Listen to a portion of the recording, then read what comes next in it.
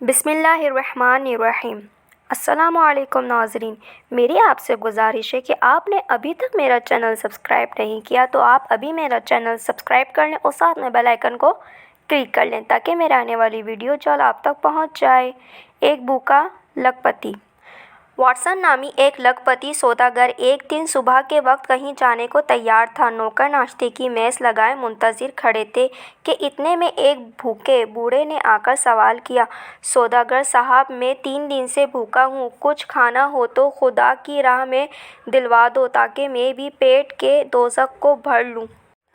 Watson نے نہایت خراٹ سے کہا، احمق بوڑھے، یہ نان بائی کی دکان نہیں۔ بوڑھے نے کہا، کچھ پیسے ہی دے دیجیے تاکہ بازار سے روٹی خرید لوں۔ واٹسن بولا، بس اب تقریر بازی ختم کر کے فوراً دفع ہو جاؤ ورنہ ابھی کتا مزاجی برسی کرے گا۔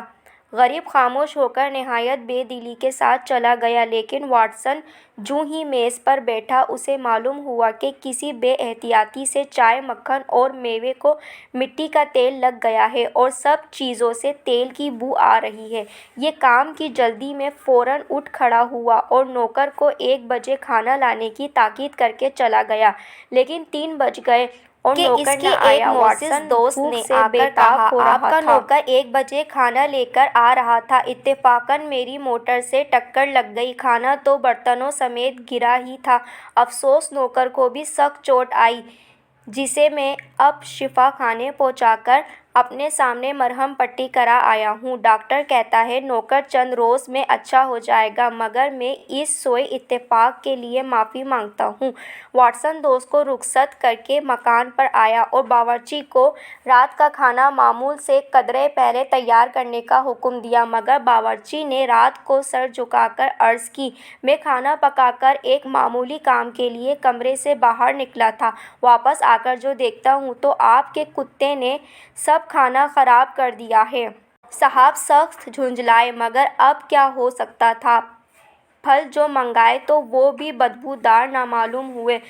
ناچار بھوکا سونا پڑا۔ دوسرے دن صبح اٹھ کر چائے تیار ہوئی تو اس کی بھی وہی حالت پائی اور 1 بجے کا کھانا بھی کسی وجہ سے یوں ہی برباد ہو گیا۔ آخر ان باتوں کے بے درپے واقع ہونے سے واٹسن کو خیال آیا کہ ہو نہ ہو یہ اسی بوڑھے کی بددعا کا نتیجہ ہے۔ ناچار وہ اپنے ایک دوست کے ہاں کھانا کھانے چلا گیا، لیکن جوں ہی دوست کے ساتھ کھانے کو بیٹھا، میز پر کھانا رکھتے ہوئے نوکر کا پاؤں پھسل گیا، میز واٹسن پر آ پڑی اور یہ اس دوست کی میم صاحبہ پر جا گرا۔ اس کے گرنے سے انہیں بھی چوٹ آئی اور کھانا بھی سب کا سب توبالا ہو گیا۔ ناچار واٹسن شرمندہ ہو کر یہ کہتا ہوا اٹھ آیا کہ میں اپنی بد نصیبی میں تمہیں ناحق شریک کرنا نہیں چاہتا۔ اب یہ دوسری رات تھی جو اسے فاقے سے بسر کرنی پڑی۔ تیسری صبح بھوک کے مارے اس کی حالت سخت ابتری ہو رہی تھی اور یہ حیران بیٹھا سوچ رہا تھا کہ کیا کروں اور کیا نہ کروں کہ اتنے میں اتفاقاً پھر اسی بوڑھے فقیر کا ادھر سے گزر ہوا۔